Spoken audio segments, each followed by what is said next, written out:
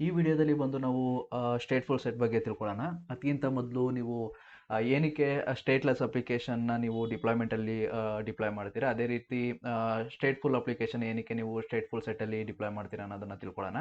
ಇವಾಗ for example ನಿಮಗೆ previous ವಿಡಿಯೋದಲ್ಲಿ ಗೊತ್ತಾಯಿತು ಡಿಪ್ಲಾಯ್‌ಮೆಂಟಲ್ಲಿ ಯೂಸ್ ಮಾಡ್ಕೊಂಡು ಯಾವ ರೀತಿ ನೀವು ಸ್ಟೇಟ್‌ಲೆಸ್ ಅಪ್ಲಿಕೇಶನ್ ಡಿಪ್ಲಾಯ್ ಮಾಡಿದ್ರಿ ಅಂತ ಎಂಜಿನಿಯರ್ಸ್ ಎಲ್ಲ. ಅದಾದಮೇಲೆ ಇವಾಗ ಸ್ಟೇಟ್‌ಫುಲ್ ಸೆಟ್ ಅಂತ ಅಂದರೆ ಜಸ್ಟ್ ಸಿಂಪಲ್ಲಾಗಿ ಅರ್ಥ ಮಾಡ್ಕೋಬೇಕು ಅಂತಂದರೆ ನೀವು ಯಾವ್ದಾದ್ರು ಒಂದು ಡೇಟಾನ ಪರ್ಸಿಸ್ಟೆಂಟ್ ಆಗಿ ಇಟ್ಕೋಬೇಕು ಅಂತಂದರೆ ಒಂದು ಕಡೆ ಸ್ಟೋರ್ ಮಾಡಿ ಇಟ್ಕೋಬೇಕು ಅಂತಂದರೆ ನಾವು ಸ್ಟೇಟ್‌ಫುಲ್ ಅಪ್ಲಿಕೇಶನ್ಗಳು ಯೂಸ್ ಮಾಡಿ ಫಾರ್ ಎಕ್ಸಾಂಪಲ್ಲು MySQL ಆಗಲಿ ಅಥವಾ ಪೋಸ್ಟ್ ಗ್ರೆಸ್ಕ್ಯೂಎಲ್ ಈ ರೀತಿ ಒರಾಕಲ್ ಈ ರೀತಿ ಪರ್ಟಿಕ್ಯುಲರ್ ಆಗಿ ಒಂದು ಕಡೆ ಡೇಟಾ ಯಾವುದು ಸ್ಟೋರ್ ಮಾಡ್ಕೊಂಡು ಇಟ್ಕೊಳ್ಳುತ್ತೋ ಅದನ್ನು ಬಂದು ನಾವು ಸ್ಟೇಟ್‌ಫುಲ್ ಅಪ್ಲಿಕೇಶನ್ ಅಂತ ಕರಿತೀವಿ. ಓಕೆನಾ? ಅದನ್ನು ಯಾವ ರೀತಿ ಡಿಪ್ಲಾಯ್ ಮಾಡಿದ್ರೆ ಡಿಪ್ಲಾಯ್ಮೆಂಟ್ ಮೆಥಡ್ನ ಯೂಸ್ ಮಾಡಿಕೊಂಡು ಏನೇನು ಪ್ರಾಬ್ಲಮ್ ಆಗುತ್ತೆ ಅಂತ ತಿಳ್ಕೊಳ್ಳಿ ಈ ವಿಡಿಯೋದಲ್ಲಿ. ಜಸ್ಟ್ ಇವಾಗ ನಮ್ಮ ಹತ್ರ ಒಂದು ಕ್ಯೂಬರ್ನೆಟಿಸ್ ಕ್ಲಸ್ಟರ್ ಇದೆ ಅಂತ ತಿಳ್ಕೊಳ್ಳಿ. ಅದರಲ್ಲಿ ನಾನು ಏನು ಮಾಡ್ತೀನಿ ಅಂತಂದರೆ ಒಂದು ಡಿಪ್ಲಾಯ್ಮೆಂಟ್ YAML ಫೈಲ್ನ ಕ್ರಿಯೇಟ್ ಮಾಡ್ತೀನಿ. ಅದರೊಳಗಡೆ ಬಂದು ನಾನು ರೆಪ್ಲಿಕಾ ಸೆಟ್ ಬಂದು 3 ಕೊಡ್ತೀನಿ. ಇವಾಗ ನನ್ನ ಹತ್ರ 3 ಪಾಡ್ಸ್ಗಳದ್ದು ನಾನು ಒಂದು YAML ಫೈಲ್ನ ಕ್ರಿಯೇಟ್ ಮಾಡ್ಕೊಂಡಿದ್ದೀನಿ. ನಾನೇನು ಮಾಡ್ತೀನಿ ಇವಾಗ ಡಿಪ್ಲಾಯ್ಮೆಂಟ್ YAML ಫೈಲ್ನ ಅಪ್ಲೈ ಮಾಡ್ತೀನಿ. ಅಪ್ಲೈ ಮಾಡಿದಾಗ ಏನಾಗುತ್ತೆ ಅಂತ ಅಂದರೆ ಇದು 3 ಪಾಡ್ಸ್ಗಳನ್ನ ಕ್ರಿಯೇಟ್ ಮಾಡುತ್ತೆ. ಪಾಡ್ 1, ಪಾಡ್ 2, ಪಾಡ್ 3. ಇಲ್ಲೇನಾಗುತ್ತೆ ಅಂತ ಅಂದರೆ ಇವಾಗ ಫಾರ್ ಎಕ್ಸಾಂಪಲ್ಲು ನೀವು ಯಾವುದೇ ಒಂದು MySQL ಡೇಟಾಬೇಸ್ ತಗೊಳ್ತು ಅಂತಂದರೆ ಯಾವ್ದಾದ್ರು ಒಂದು ಮಾಸ್ಟರ್ ನೋಡ್ ಇರುತ್ತೆ. ಇನ್ನು ಮಿಕ್ಕಿದವೆಲ್ಲ ಸ್ಲೇವ್ ನೋಡ್ಗಳಿರುತ್ತೆ. ಫಾರ್ ಎಕ್ಸಾಂಪಲ್ ಯಾವುದೇ ಒಂದು ಡೇಟಾ ಆದ್ರೂ ಮೊದಲು ಬಂದು ಯಾವುದಾದ್ರೂ ಒಂದು ಮೇನು ರೈಟು ಮತ್ತು ರೀಡ್ ಆಪ್ರೇಷನ್ ಯಾವುದು ನಾವು ಪಾಡ್ನ ಸೆಲೆಕ್ಟ್ ಮಾಡಿರ್ತೀವೋ ಅದರಲ್ಲಿ ಬಂದು ಮೊದಲು ಡೇಟಾ ರೈಟ್ ಆಗುತ್ತೆ. ಆ ಡೇಟಾ ರೈಟ್ ಆಗಿದ್ದು ಇನ್ನು ಮಿಕ್ಕಿದ್ದು ಪಾಡ್ಗಳಿಗೆ ರೆಪ್ಲಿಕೇಟ್ ಆಗುತ್ತೆ ಇವಾಗ ಫಾರ್ ಎಕ್ಸಾಂಪಲ್ ಡಿಪ್ಲಾಯ್ಮೆಂಟ್ YAML ಫೈಲಲ್ಲಿ ನೀವು ಡೈರೆಕ್ಟಾಗಿ ಏನಾದರೂ ಪಾಡ್ಗಳನ್ನ ಡಿಪ್ಲಾಯ್ ಮಾಡಿ MySQLನ ನೀವು ಡಿಪ್ಲಾಯ್ ಮಾಡಿದ್ರಿ ಅಂತ ತಿಳ್ಕೊಳ್ಳಿ. ಅವಾಗ ಏನಾಗುತ್ತೆ ಅಂತ ಅಂದರೆ ಇವಾಗ ಫಾರ್ ಎಕ್ಸಾಂಪಲ್ ರೆಪ್ಲಿಕಾ ಸೆಟ್ 3 ಮಾಡಿರೋದ್ರಿಂದ ಇವಾಗ 3 ಪಾಡ್ಸ್ಗಳು ಕ್ರಿಯೇಟ್ ಆಗುತ್ತೆ ಮತ್ತು 3 ಸ್ಟೋರೇಜ್ ನಿಮಗೆ ಇಲ್ಲಿ ಕ್ರಿಯೇಟ್ ಆಗುತ್ತೆ. PVPVC ಸಮಥಿಂಗ್ ಇದೆ, ಅದನ್ನು ನಾನು ನೆಕ್ಸ್ಟ್ ವೀಡಿಯೋದಲ್ಲಿ ಹೇಳ್ಕೊಡ್ತೀನಿ. ಇವಾಗ ಫಾರ್ ಎಕ್ಸಾಂಪಲ್ PVPVC ಅಂತಂದರೆ ಜಸ್ಟ್ ಒಂದು ಹಾರ್ಡ್ ಡಿಸ್ಕ್ ಅಟ್ಯಾಚ್ ಆಗುತ್ತೆ ಅಂತ ತಿಳ್ಕೊಳ್ಳಿ. ಫಾರ್ ಎಕ್ಸಾಂಪಲ್ ಈ ಪಾಡ್ 1ಗೆ ಒಂದು ಹಾರ್ಡ್ ಡಿಸ್ಕ್ ಅಟ್ಯಾಚ್ ಆಗಿದೆ ಅಂತ ತಿಳ್ಕೊಳ್ಳಿ. ಅದೇ ರೀತಿ ಪಾಡ್ 2ಗೆ ಅಟ್ಯಾಚ್ ಆಗಿದೆ, ಪಾಡ್ 3ಗೆ ಅಟ್ಯಾಚ್ ಆಗಿದೆ. ಇವಾಗ ಫಾರ್ ಎಕ್ಸಾಂಪಲ್ ಯಾವುದೋ ಒಬ್ಬ ಕ್ಲೈಂಟ್ ಬಂದು ಏನೋ ಒಂದು ಸ್ಟೇಟ್‌ಲೆಸ್ ಅಪ್ಲಿಕೇಶನ್ ಮುಖಾಂತರ ಏನೋ ಒಂದು ರಿಕ್ವೆಸ್ಟ್ನ ಫಾರ್ಮ್ ಮೇಲೆ ಒಂದು front end application form generate ಆಯಿತು. ಆ ಫಾರ್ಮ್ ಒಳಗಡೆ ಹೋಗಿ ಅವನು ಯೂಸರ್ ನೇಮ್ ಪಾಸ್ವರ್ಡು ಅಥವಾ ಸಮ್ ಡೇಟಾನ ಬಯೋಡೇಟಾನ ಎಂಟ್ರಿ ಮಾಡ್ದ ಅಂತ ತಿಳ್ಕೊಳ್ಳಿ. ಆ ಎಂಟ್ರಿ ಮಾಡಿದ ಡೇಟಾ ಬಂದು ಬ್ಯಾಕ್ ಎಂಡ್ ಅಪ್ಲಿಕೇಶನ್ ಮುಖಾಂತರ ಒಂದು ಯಾವುದಾದ್ರೂ ಒಂದು ಪಾಡ್ನ ಸೆಲೆಕ್ಟ್ ಮಾಡ್ಕೊಳ್ಳುತ್ತೆ. ಡಿಪ್ಲಾಯ್ಮೆಂಟಲ್ಲಿ ಪಾಡ್ ಸೆಲೆಕ್ಟ್ ಮಾಡ್ಕೊಂಡು ಈ ಡಿಪ್ಲಾಯ್ಮೆಂಟ್ ಫಸ್ಟ್ ಪಾಡ್ ಏನಿದೆ ಅದಕ್ಕೆ ರೈಟ್ ಮಾಡುತ್ತೆ ಅಂತ ತಿಳ್ಕೊಳ್ಳಿ.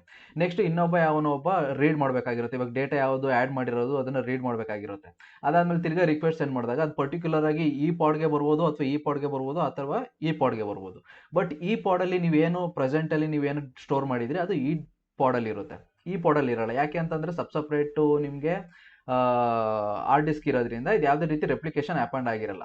ಓಕೆನಾ? ನೀವು ಮ್ಯಾನ್ಯುವಲ್ ಆಗಿ ಬಂದು ನೀವು ರೆಪ್ಲಿಕೇಶನ್ನ ನೀವು ಕಾನ್ಫಿಗರ್ ಮಾಡಬೇಕಾಗುತ್ತೆ. ಬಟ್ ಸ್ಟೇಟ್‌ಲೆಸ್ ಅಪ್ಲಿಕೇಶನಲ್ಲಿ ಯಾವ ರೀತಿ ಅಲ್ಲ, ಅದರಲ್ಲಿ ಬಂದು ಸಪ್ರೇಟ್ ನೆಟ್ವರ್ಕ್ ಯೂನಿಕ್ ನೆಟ್ವರ್ಕ್ನೇ ಅದು ಫಾಲೋ ಮಾಡುತ್ತೆ. ಅದೇ ರೀತಿ ನೀವು ಯಾವಾಗ ಸ್ಟೇಟ್ ಅಪ್ಲಿಕೇಶನ್ನ ಸೆಲೆಕ್ಟ್ ಮಾಡ್ಕೊಳ್ತೀರೋ ಆಟೋಮೆಟಿಕ್ಕಾಗಿ ಅದು ಒಂದನ್ನು ಪ್ರೈಮರಿಯಾಗಿ ತಗೊಳುತ್ತೆ. ಇವಾಗ ಫಾರ್ ಎಕ್ಸಾಂಪಲ್ ಅದು ಯಾವ ರೀತಿ ಅಂತಂದರೆ ಇಂಡೆಕ್ಸಿಂಗ್ ಮಾಡ್ಕೊಳ್ಳುತ್ತೆ.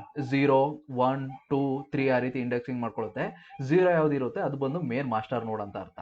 ಅದಕ್ಕೆ ಯಾವುದೇ ಒಂದು ಡೇಟಾ ನೀವೇನೇ ಆಪ್ರೇಷನ್ ಮಾಡಿದ್ರು ಮೇನು ಮಾಸ್ಟರ್ 0 ಅಂತ ಏನಿರುತ್ತೋ ಅದಕ್ಕೆ ಬಂದು ಡೇಟಾ ಸ್ಟೋರ್ ಆಗುತ್ತೆ. ಸ್ಟೋರ್ ಆಗಿದ್ದು ನೆಕ್ಸ್ಟ್ ಸೆಕೆಂಡ್ ಅಪ್ಲಿಕೇಶನ್ ಸೆಕೆಂಡ್ ಪಾಡ್ ಏನಿದೆ ಅದಕ್ಕೆ ಬಂದು ರೆಪ್ಲಿಕೇಶನ್ ಆಗುತ್ತೆ. ಆಟೋಮೆಟಿಕ್ಕಾಗಿ ರೆಪ್ಲಿಕೇಶನ್ ಆಗುತ್ತೆ. ಅದೇ ರೀತಿ ಥರ್ಡ್ ಪಾಡ್ ಇತ್ತು ಅಂತಂದರೆ ಅದಕ್ಕೂ ರೆಪ್ಲಿಕೇಶನ್ ಆಗುತ್ತೆ. ಇನ್ ಕೇಸ್ ಏನಾದರೂ ರೀಡ್ ಆಪ್ರೇಷನ್ಗೆ ಹೋಯ್ತು ಅಂತಂದರೆ ರ್ಯಾಂಡಮ್ ಆಗಿ ಯಾವುದೇ ಒಂದು ಪಾಡ್ ಸೆಲೆಕ್ಟ್ ಮಾಡ್ಕೊಳ್ತು ಅಂತಂದ್ರೂ ಅದು ಆಟೋಮೆಟಿಕ್ಕಾಗಿ ಡೇಟಾನ ರೀಡ್ ಮಾಡ್ಬೋದು. ಯಾಕಂತಂದರೆ ಎಲ್ಲ ರೆಪ್ಲಿಕೇಶನ್ ಆಗಿರುತ್ತೆ ಅಟ್ ಎ ಟೈಮು.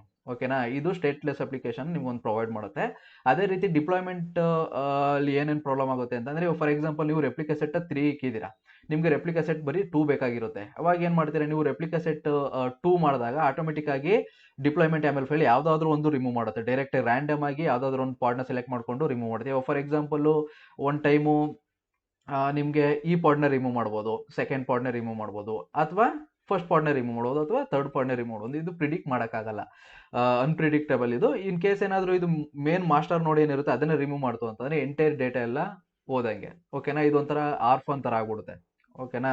ಈ ರೀತಿ ಪ್ರಾಬ್ಲಮ್ ಸಾಲ್ವ್ ಮಾಡೋಕ್ಕೆ ನಾವು ಸ್ಟೇಟ್‌ಫುಲ್ ಸೆಟ್ ಏನಿದೆ ಮೆಥಡ್ನ ಯೂಸ್ ಮಾಡ್ತೀವಿ. ಅದರಲ್ಲಿ ಬಂದು ಯೂನಿಕ್ ನೆಟ್ವರ್ಕ್ ಇರುತ್ತೆ ಮತ್ತು ಯಾವುದೇ ಒಂದು ರೆಪ್ಲಿಕಾ ಸೆಟ್ನ ರೆಡ್ಯೂಸ್ ಮಾಡ್ತು ಅಂತಂದರೆ ರ್ಯಾಂಡಮ್ ಆಗಿ ಏನು ಅದನ್ನು ಪ್ರೋಡ್ನ ಇದು ಮಾಡಲ್ಲ, ಎಕ್ಸಿಟ್ ಮಾಡಲ್ಲ. ಜಸ್ಟು ಲಾಸ್ಟ್ ಒನ್ ಯಾವುದಿರುತ್ತೆ ಇವಾಗ 0, 1, 2, 3 ಆ ರೀತಿ ಅಸೈನ್ ಮಾಡ್ಕೊಳ್ಳುತ್ತೆ. ಇದರಲ್ಲಿ ಬಂತು ಅಂತಂದರೆ ಪಾಡ್ಸ್ಗಳೆಲ್ಲ ಇನ್ ಕೇಸ್ ಏನಾದ್ರು ರೋಲಿಂಗ್ ಅಪ್ಡೇಟ್ ಮಾಡ್ತು ಅಂತಂದರೆ ಎಲ್ಲ ಪಾಡ್ಗಳು ಎಟ್ ಎ ಟೈಮು ರಿಮೂವ್ ಆಗುತ್ತೆ. ಬಟ್ ಸ್ಟೇಟ್‌ಫುಲ್ ಸೆಟ್ ಅಪ್ಲಿಕೇಶನಲ್ಲಿ ಆ ರೀತಿ ಅಲ್ಲ. ಈ ಪಾಡ್ ರಿಮೂವ್ ಆಗುತ್ತೆ. ಬ್ಯಾಕ್ ಎಂಡಲ್ಲಿ ಯಾವ್ದು ಇರುತ್ತೆ, ಇನ್ ಕೇಸ್ ಏನಾದ್ರು ರೆಪ್ಲಿಕಾ ಸೆಟ್ 3 ಇರೋದನ್ನ 2 ಮಾಡ್ತು ಅಂತಂದ್ರೆ ಮೊದಲು ಇದು ರಿಮೂವ್ ಆಗುತ್ತೆ, ಹಿಂದ್ಗಡೆದು ಯಾವ್ದು ಇರುತ್ತೋ ಅದು ರಿಮೂವ್ ಆಗುತ್ತೆ, ಅದಾದ್ಮೇಲೆ ಇದು ರಿಮೂವ್ ಆಗುತ್ತೆ. ಇನ್ ಕೇಸ್ ಏನಾದ್ರು ರೆಪ್ಲಿಕಾ ಸೆಟ್ 1 ಕೊಡ್ತು ಅಂತಂದ್ರೆ ಮೇನ್ ಡೇಟಾ ಏನಿರುತ್ತೋ ಅದು ರೆಪ್ಲಿಕಾ ಸೆಟ್ ಅಂದ್ರೆ 0 ಇರೋದ್ರಿಂದ ಇದು ಯಾವುದೇ ರೀತಿ ರಿಮೂವ್ ಆಗಲ್ಲ. ಇನ್ ಕೇಸ್ ಏನಾದ್ರು ಡಿಪ್ಲಾಯ್ಮೆಂಟ್ ಏನಾದ್ರು ಕೊಡ್ತು ಅಂತಂದ್ರೆ ಮೇ ಬಿ ಇದು ರಿಮೂವ್ ಆಗ್ಬೋದು. ಅದಕ್ಕೋಸ್ಕರ ನಾವು ಸ್ಟೇಟ್ಫುಲ್ ಸೆಟ್ ಮೆಥಡ್ನ ನಾವು ಸ್ಟೇಟ್ಫುಲ್ ಸೆಟ್ ಅಪ್ಲಿಕೇಶನ್ಗಳಿಗೆ ಯೂಸ್ ಮಾಡ್ತೀವಿ. ನೆಕ್ಸ್ಟ್ ನಾವು ಆ ಡೆಮೋ ನೋಡೋಣ, ಯಾವ ರೀತಿ ಸ್ಟೇಟ್ಫುಲ್ ಸೆಟ್ನ ಕ್ರಿಯೇಟ್ ಮಾಡೋದು ಮತ್ತೆ ಯಾವ ರೀತಿ ಡಿಪ್ಲಾಯ್ ಮಾಡೋದು ಅಂತ. ಅದಕ್ಕಿಂತ ಮೊದಲು ನಾವು ಪಿ ವಿ ಮತ್ತು ಪಿ ವಿ ಸಿ ಅಂತಂದ್ರೆ ಏನು, ಅದರಲ್ಲಿ ಡಿಫ್ರೆಂಟ್ ಸ್ಟೋರೇಜಸ್ ಇದೆ, ಸ್ಟಾಟಿಕ್ ಸ್ಟೋರೇಜು ಮತ್ತು ಡೈನಾಮಿಕ್ ಸ್ಟೋರೇಜ್ ಅಂತ, ಅದ್ರ ಬಗ್ಗೆ ತಿಳ್ಕೊಳ್ಳೋಣ. ಅದಾದ್ಮೇಲೆ ಬಂದು ಸ್ಟೇಟ್ಫುಲ್ ಸೆಟ್ನ ನೀವು ಮಾಡ್ತು ಅಂತಂದ್ರೆ ಈಸಿಯಾಗಿ ಅರ್ಥ ಆಗುತ್ತೆ. ನೀವು ಸ್ಟೋರೇಜ್ ಪ್ರಾವಿಷನಿಂಗ್ ಬಗ್ಗೆ ಎಷ್ಟು ಟೈಪ್ಸ್ಗಳಿದೆ ತಿಳ್ಕೊಳ್ಳೋಕ್ಕಿಂತ ಮೊದಲು ಪಿ ವಿ ಅಂತಂದರೆ ಏನಕ್ಕೆ ಯೂಸ್ ಮಾಡ್ತೀವಿ ಅಂತ ತಿಳ್ಕೊಬಿಡೋಣ. ಮೊದಲು ಪಿ ವಿ ಅಂತಂದರೆ ಪರ್ಸಿಸ್ಟೆಂಟ್ ವ್ಯಾಲ್ಯೂಮು, ಅದೇನಕ್ಕೆ ಯೂಸ್ ಮಾಡ್ತೀವಿ ಅನ್ನೋದನ್ನು ಈ ವಿಡಿಯೋದಲ್ಲಿ ತಿಳ್ಕೊಳ್ಳೋಣ. ಇವಾಗ ಫಾರ್ ಎಕ್ಸಾಂಪಲು ನೀವು ಯಾವುದೋ ಒಂದು ರೆಪ್ಲಿಕಾ ಸೆಟ್ನ ಯೂಸ್ ಮಾಡಿಕೊಂಡು ನೀವು ಒಂದು ಪಾಡ್ನ ಕ್ರಿಯೇಟ್ ಮಾಡಿದ್ರಿ ಅಂತ ತಿಳ್ಕೊಳ್ಳಿ. MySQL ಏನಿದೆ ಅದು ಪಾಡ್ನ ಕ್ರಿಯೇಟ್ ಮಾಡಿದ್ರಿ ಅಂತ ತಿಳ್ಕೊಳ್ಳಿ. ಡಿಫಾಲ್ಟಾಗಿ ಏನು ಅಂತಂದರೆ ಈ ಪಾಡ್ ಒಳಗಡೆ ಡಿಫಾಲ್ಟಾಗಿ ಒಂದು ಸ್ಟೋರೇಜ್ ಕೊಟ್ಟಿರ್ತಾರೆ. ಆ ಸ್ಟೋರೇಜ್ ಒಳಗಡೆ ನೀವು ಯಾವುದಾದ್ರು ಒಂದು ಡೇಟಾನ ಸ್ಟೋರ್ ಮಾಡಿದ್ರಿ ಅಂತ ತಿಳ್ಕೊಳ್ಳಿ. ಓಕೆನಾ, ಯಾವುದೋ ಒಂದು ಡೇಟಾನ ಪರ್ಟಿಕ್ಯುಲರ್ ಆಗಿ ಫಾರ್ ಎಕ್ಸಾಂಪಲ್ ಯಾವುದೋ ಒಂದು ಲಾಗಿನ್ ಇನ್ಫಾರ್ಮೇಷನ್ ಸ್ಟೋರ್ ಮಾಡಿದ್ರಿ ಅಂತ ತಿಳ್ಕೊಳ್ಳಿ. ಇನ್ ಕೇಸ್ ಮ್ಯಾನ್ಯುವಲ್ ಆಗಲಿ ಅಥವಾ ಏನೋ ಒಂದು ಪ್ರಾಬ್ಲಮ್ ಆಗಿ ಈ ಪಾಡು ಡಿಲೀಟ್ ಆಯಿತು ಅಂತ ತಿಳ್ಕೊಳ್ಳಿ. ಅವಾಗ ಏನು ಮಾಡುತ್ತೆ, ರೆಪ್ಲಿಕಾ ಸೆಟ್ ಬಂದು ಈ ಪಾಡ್ ಡಿಲೀಟ್ ಆದಮೇಲೆ ಕ್ಯೂಬರ್ನೆಟಿಸ್ ನಾರ್ಮಲ್ ಆಗಿ ಸೆಲ್ಫ್ ಫಿಲ್ಲಿಂಗ್ ಇರೋದ್ರಿಂದ ಇನ್ನೊಂದು ಪಾಡ್ನ ಆ ಜಾಗದಲ್ಲಿ ಕ್ರಿಯೇಟ್ ಮಾಡುತ್ತೆ. ಓಕೆನಾ, ಪ್ರೀವಿಯಸ್ ಏನು ಪಾಡಲ್ಲಿ ಏನು ಡೇಟಾ ಸ್ಟೋರ್ ಆಗಿತ್ತೋ ಅದೆಲ್ಲ ಎರೇಸ್ ಆಗಿಬಿಟ್ಟಿರುತ್ತೆ.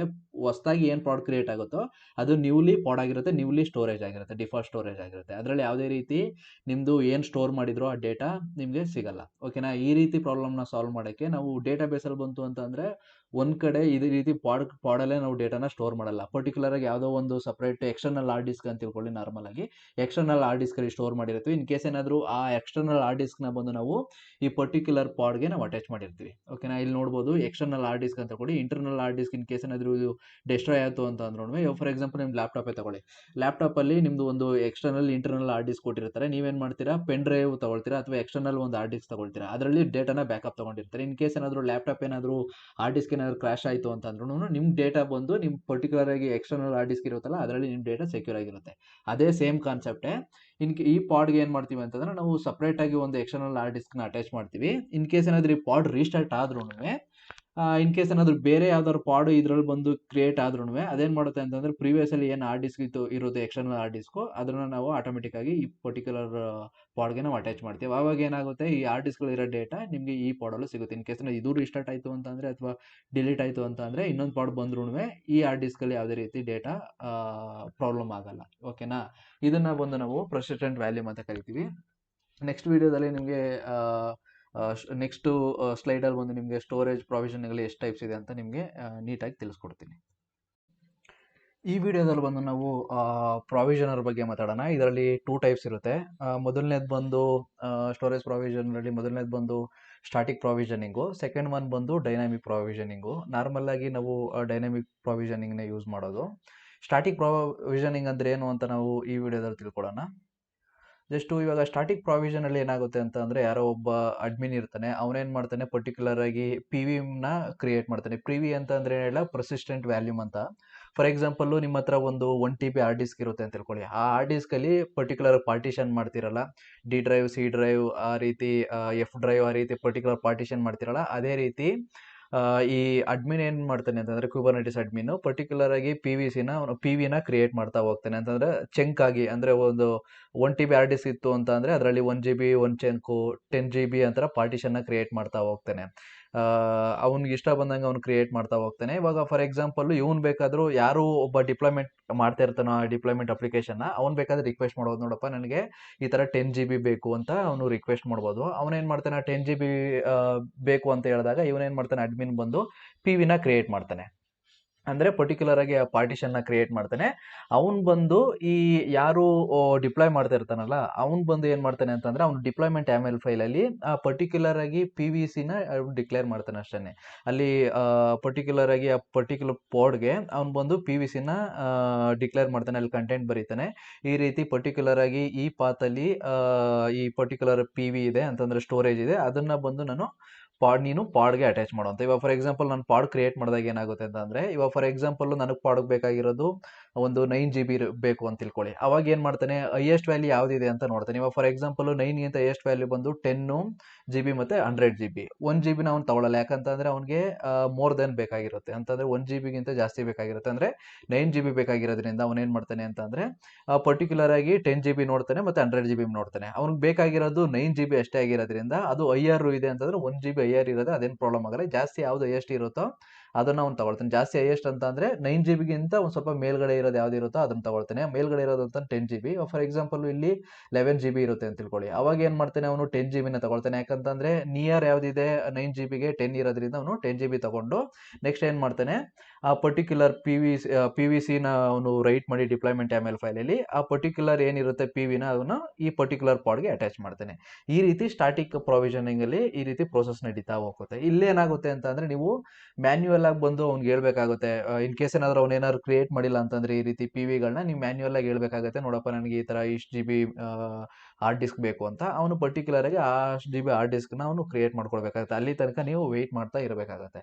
ಇನ್ ಕೇಸ್ ಏನಾದ್ರು ಅವನೇನಾದ್ರು ಈ ರೀತಿ ಪಾರ್ಟಿಷನ್ 1 GB 2 GB 10 GB ಆ ರೀತಿ ಕ್ರಿಯೇಟ್ ಮಾಡಿತ್ತು ಅಂತ ಅಂದ್ರೆ, ಫಾರ್ ಎಕ್ಸಾಂಪಲ್ ನಿಮಗೆ 9 GB ಅಷ್ಟೇ ಬೇಕಾಗಿರೋದು. ಇಲ್ಲಿ ನೋಡಿದ್ರೆ ನೀವು 10 GB ತಗೊಂಡಿರೋದ್ರಿಂದ 1 GB ಎಕ್ಸ್ಟ್ರಾ ತಗೊಳ್ತಾ ಇದ್ದೀರಾ ಅಂತಂದ್ರೆ ವೇಸ್ಟ್ ಆಫ್ ಯೂಸೇಜ್ ಅದು.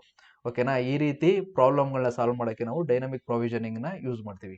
ಡೈನಮಿಕ್ ಪ್ರೊವಿಷನಿಂಗ್ ಅಲ್ಲಿ ಏನೂ ಇಲ್ಲ, ಜಸ್ಟ್ ನೀವು ಪಿ ವಿನ ಯಾವುದೇ ರೀತಿ ಕ್ರಿಯೇಟ್ ಮಾಡೋ ಅವಶ್ಯಕತೆ ಇರಲ್ಲ. ನೀವು ಜಸ್ಟ್ ನ ಯಾವಾಗ ನೀವು ಡಿಪ್ಲಾಯ್ಮೆಂಟ್ YAML ಫೈಲ್ ಅಪ್ಲೈ ಮಾಡ್ತಿರೋ ಅವಾಗ ಈ PVC ಮುಖಾಂತರ ಅದು ಡೈನಮಿಕ್ ಪ್ರೊವಿಷನಿಂಗ್ ಬಂದು ಆಟೋಮೆಟಿಕ್ ಆಗಿ ನಿಮಗೆ ಈ ವಿನ ಕ್ರಿಯೇಟ್ ಮಾಡ್ತಾ ಹೋಗುತ್ತೆ. ಅದಕ್ಕೆ ನೀವು ಪರ್ಟಿಕ್ಯುಲರ್ ಆಗಿ ಒಂದು ಸ್ಟೋರೇಜ್ ಕ್ಲಾಸ್ನ ಕ್ರಿಯೇಟ್ ಮಾಡ್ತಾ ಹೋಗ್ಬೇಕಾಗುತ್ತೆ. ಆ ಸ್ಟೋರೇಜ್ ಕ್ಲಾಸ್ ಒಳಗಡೆ ಈ PVC ಎಷ್ಟು ಕ್ಲೈಮ್ ಮಾಡಿದನೋ ಆ ಕ್ಲೈಮ್ನ ಬಂದು ಅವನು ಆ ಸ್ಟೋರೇಜ್ ಕ್ಲಾಸ್ ಒಳಗಡೆ ಡೈನಮಿಕ್ ಪ್ರೊವಿಷನಿಂಗ್ ಒಳಗಡೆ ಅವನು ಕ್ರಿಯೇಟ್ ಮಾಡ್ತಾ ಹೋಗ್ತಾನೆ.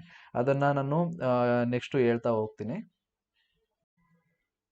ನೆಕ್ಸ್ಟ್ ಏನ್ ಮಾಡ್ತೀವಿ ಅಂತ ಅಂದ್ರೆ, ಇವಾಗ ಸ್ಟಾಟಿಕ್ ಪ್ರೊವಿಷನಿಂಗ್ ನಿಮ್ಗೆ ಅರ್ಥ ಆಯ್ತು. ನೆಕ್ಸ್ಟ್ ಡೈನಮಿಕ್ ಪ್ರೊವಿಷನಿಂಗ್ ಅಲ್ಲಿ ಬಂದು ನಾವು ಒಂದು ಸ್ಟೋರೇಜ್ ಕ್ಲಾಸ್ನ ಕ್ರಿಯೇಟ್ ಮಾಡ್ತೀವಿ. ಅಂತಂದರೆ ಒಂದು storage.yaml ಅಂತ ಒಂದು ಫೈಲ್ ಕ್ರಿಯೇಟ್ ಮಾಡಿ ಅದರಲ್ಲಿ ಬಂದು ನಾವು ಪರ್ಟಿಕ್ಯುಲರ್ ಆಗಿ ಒಂದು ಸ್ಟೋರೇಜ್ನ ಕ್ರಿಯೇಟ್ ಮಾಡ್ತೀವಿ. ಇಲ್ಲಿ ಬಂದು 1 TB ನಾವು ಸ್ಟೋರೇಜ್ನ ಕ್ರಿಯೇಟ್ ಮಾಡಿದ್ದೀನಿ ಅಂತ ತಿಳ್ಕೊಳ್ಳಿ.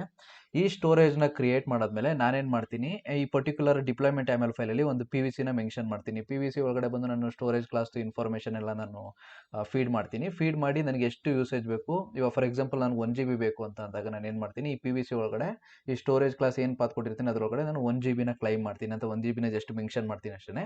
ಮೆನ್ಷನ್ ಮಾಡಿದಾಗ ಏನಾಗುತ್ತೆ ಅಂತ ಅಂದರೆ, ಡೈರೆಕ್ಟಾಗಿ ಈ PVC ಏನು ಮೆನ್ಷನ್ ಮಾಡಿರುತ್ತೆ 1 GB, ಅದು ಬಂದು ಈ ಸ್ಟೋರೇಜ್ ಕ್ಲಾಸಲ್ಲಿ 1 TB ಏನಿದೆ ಅದರೊಳಗಡೆಯಿಂದ ಒಂದು PVನ ಕ್ರಿಯೇಟ್ ಮಾಡುತ್ತೆ. ತಗೊಂಡು PVನ ಕ್ರಿಯೇಟ್ ಮಾಡಿ 1 GB ಏನಿದೆ ಆ ಡಿಸ್ಕ್ ಅಂದರೆ ಚಂಕ್ನ ಅದೇ ಆಟೋಮೆಟಿಕ್ ಕ್ರಿಯೇಟ್ ಮಾಡುತ್ತೆ. ಇಲ್ಲಿ ಜಸ್ಟ್ ಏನಾಗುತ್ತೆ ಅಂತ ಅಂದರೆ, ನೀವು ಯಾವಾಗ 1 GB ಮೆನ್ಷನ್ ಮಾಡ್ತಿರೋ ಅವಾಗ ಏನು ಮಾಡುತ್ತೆ, ಈ 1 TB ಒಳಗಡೆ 1 TBನ ತಗೊಂಡು 1 TB ಒಳಗಡೆ ಜಸ್ಟ್ 1 GB ಎಷ್ಟು ಬೇಕು ಅಷ್ಟೊಂದು ಮಾತ್ರ ಅದು ಕ್ರಿಯೇಟ್ ಮಾಡುತ್ತೆ. ಇವಾಗ ಇನ್ ಕೇಸ್ ಏನಾದರೂ ನಾನು 2 GB ಕೊಡ್ತು ಅಂತ ಅಂದರೆ ಇದೇನು ಮಾಡುತ್ತೆ, ಈ ಪರ್ಟಿಕ್ಯುಲರ್ ಆಗಿ 2 GB ಮಾತ್ರ ಅದು ಇದರೊಳಗಡೆಯಿಂದ ಚಂಕ್ನ ಡಿವೈಡ್ ಮಾಡಿ ಜಸ್ಟ್ 2 GB ಮಾತ್ರ ಅದು ಯೂಸೇಜ್ ಮಾಡ್ಕೊಳ್ಳುತ್ತೆ.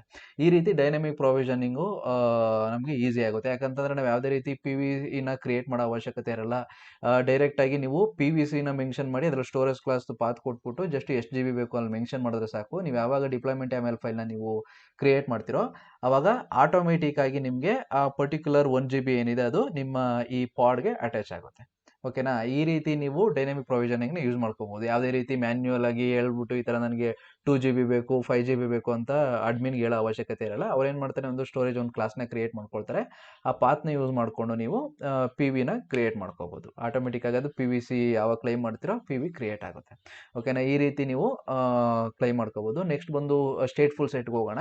ಇವಾಗ ನಿಮಗೆ PV ಅಂತ ಅಂದ್ರೇನು, PVC ಅಂದ್ರೇನು ಅರ್ಥ ಆಯಿತು. PV ಅಂತ ಅಂದರೆ ಒಂದು ಚಂಕ್ ಇರುತ್ತೆ ಅಂತಂದರೆ ಒಂದು ಯಾವುದಾದ್ರು ಒಂದು ಹಾರ್ಡ್ ಡಿಸ್ಕಲ್ಲಿ ಪಾರ್ಟಿಷನ್ ಮಾಡಿರ್ತಾರೆ. PVC ಏನು ಮಾಡುತ್ತೆ ಅಂದರೆ ಕ್ಲೈಮ್ ಮಾಡುತ್ತೆ ಅಷ್ಟೇ. ನೀವು ಫಾರ್ ಎಕ್ಸಾಂಪಲ್ಲು ನೀವು ಹೋಟ್ಲಿಗೆ ಹೋಯ್ತು ಅಂತಂದರೆ ಅಡುಗೆ ಯಾರೋ ಒಬ್ಬರು ಮಾಡಿರ್ತಾರೆ. ಆ ಅಡುಗೆನ ಬಂದು ನೀವು ಮೊಸರನ್ನ ಮತ್ತು ಚಿತ್ರಾನ್ನ ಮತ್ತು ದೋಸೆ ಈ ರೀತಿ ಮಾಡ್ತಾ ಇರ್ತಾರೆ. ನಿಮ್ಗೆ ಯಾವ್ದು ಬೇಕು ಅದನ್ನು ನೀವು ಕ್ಲೈಮ್ ಮಾಡ್ಕೊಳ್ತೀರ ಅಷ್ಟೇ. ನೀವು ಇನ್ ಕೇಸ್ ಚಿತ್ರಾನ್ನ ಬೇಕು ಅಂತಂದರೆ ಸರ್ವರ್ ಬಂದು ನಿಮಗೆ ಚಿತ್ರಾನ್ನ ತಂದು ಕೊಡ್ತೇನೆ ಈ ರೀತಿ. ಓಕೆನಾ. ನೆಕ್ಸ್ಟ್ ಬಂದು ಅಂದರೆ ಸ್ಟೇಟ್ಫುಲ್ ಸೆಟ್ ನೋಡೋಣ.